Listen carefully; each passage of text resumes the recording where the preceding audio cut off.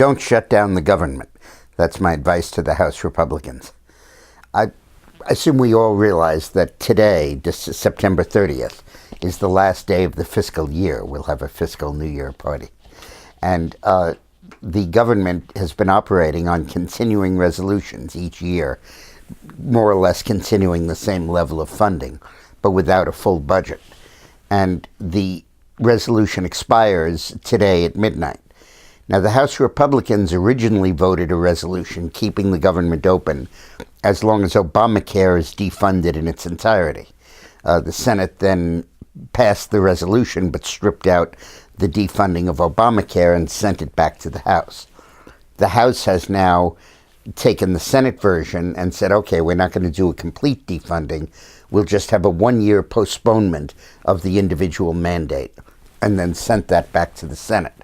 The Senate has been more or less out of session, and it's supposed to come back into session this afternoon. We'll see what it does. But my basic view is this is the wrong place to wage this fight.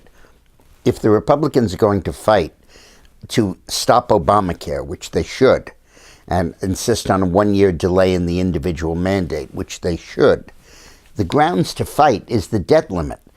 In 2 weeks, the government's going to run out of borrowing authority on October 17th. They're going to have to come hat in hand to the Congress and beg for additional authority to borrow more money. The public doesn't like government shutdowns, but they do agree that before we raise somebody's credit limit, we should demand that they cut back spending.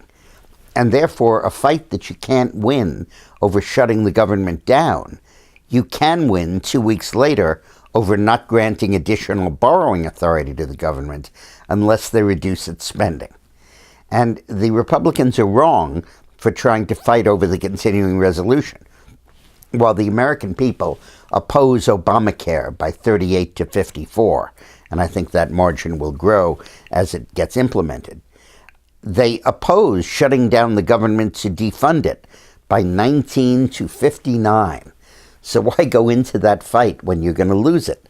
And most of the House Republicans don't have the stomach for this fight. It's only the Tea Party folks that do. And most House Republicans are not going to hang in there on this. So rather than lose this fight or wage the fight that you can't win, give them the continuing resolution and fall back and over the debt limit, insist on a one-year delay of Obamacare. There are only two things they should fight over in the continuing resolution and the bargaining today. One is to make sure that the Senate Democrats don't slip in extra spending. The last bill that I saw had $20 billion extra of spending in it. That has to come out.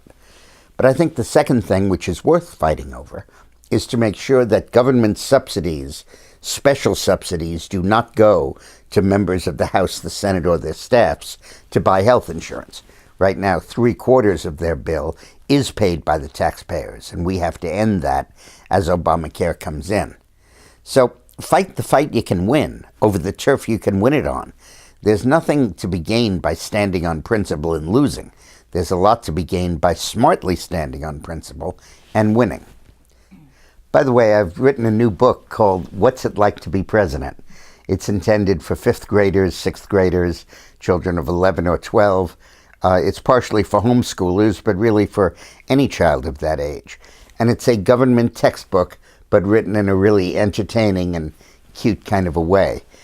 We tell the story of the welfare reform bill fight in 1995 and 96, but we tell it in such a way that it gives children a sense of how the government works, and we explain the process as it unfolds. As you flip through the pages, you'll see there are a lot of cute cartoons on each page. Those are designed by Clayton Leota, who did our Dubs books. And there's a wonderful introduction by Mike Huckabee that I'm very proud to have in the book. But it really gives the kids a very good understanding of American government, and in a very painless, I think, kind of way. So you can order it on Amazon or BarnesandNobles.com. It's probably just available online or through my website, dickmorris.com. So give it a try. Thanks a lot.